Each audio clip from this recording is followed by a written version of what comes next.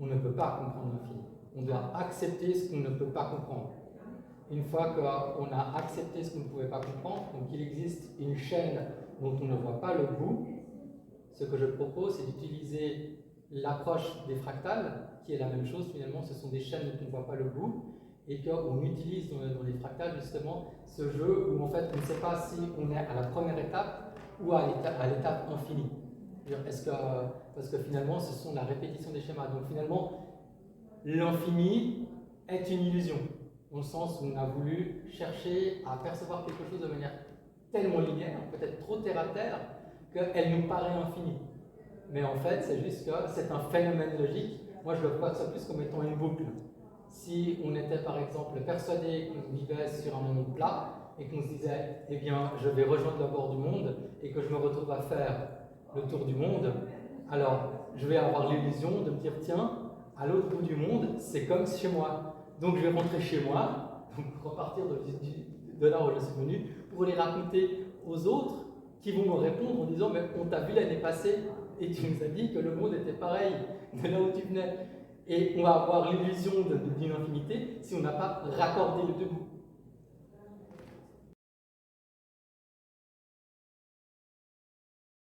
Dans le 1D, 2D, 3D, etc. Je ne crois pas, finalement. En fait, finalement, c'est la même chose. C'est juste la même chose. Il faut peut-être aussi se voir que, une autre manière de se visualiser, c'est lorsqu'on se regarde entre deux miroirs et qu'on a ce tunnel infini.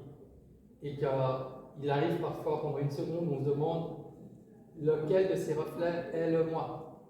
Et c'est exactement la même chose. En fait, on est tous eux, ou bien je ne suis aucun d'eux. Dans le sens où, une fois qu'on a résolu ce problème de se demander, mais en fait, le moi c'est lequel, en fait, ils sont tous moi en même temps. Parce que ce ne sont que des reflets.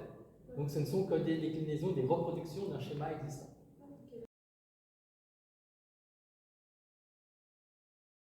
Alors j'ai tout pondu tout seul, mais je trouve beaucoup de similitudes. Typiquement, j'ai réalisé, je crois il y a moins d'une semaine, que la géométrie de pensée a été quelque chose que Platon a présenté dans la République.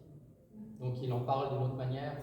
Lui, son approche, c'est que la géométrie de pensée va pouvoir faciliter la réflexion parce qu'on va pouvoir utiliser les propriétés géométriques des formes pour qu'elles puissent s'imbriquer et donc former des concepts.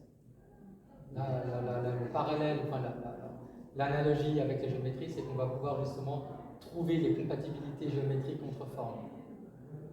Et sinon, je ne me suis pas basé sur une œuvre connue, je me suis basé avant tout sur ma perception personnelle, les questionnements et les nuits parfois sans sommeil, où j'ai pu simplement voyager dans ma perception et essayer de comprendre si j'étais dans un rêve ou si j'étais éveillé.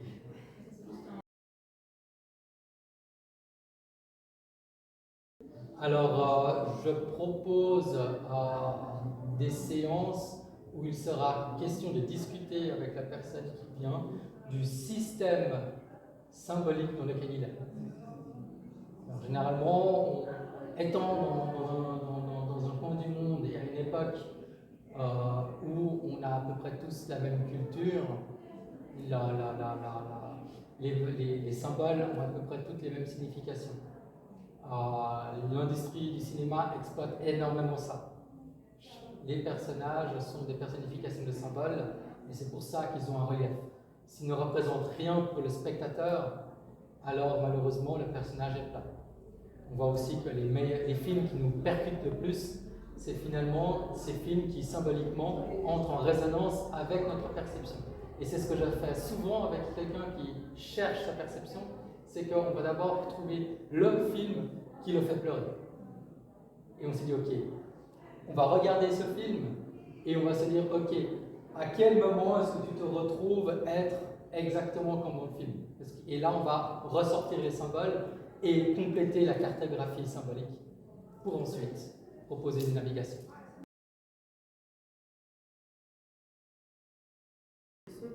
Les proportions, oui. Et c'est pour ça que je parle de géométrie. C'est parce que c'est plus simple de prendre tout dans la globalité.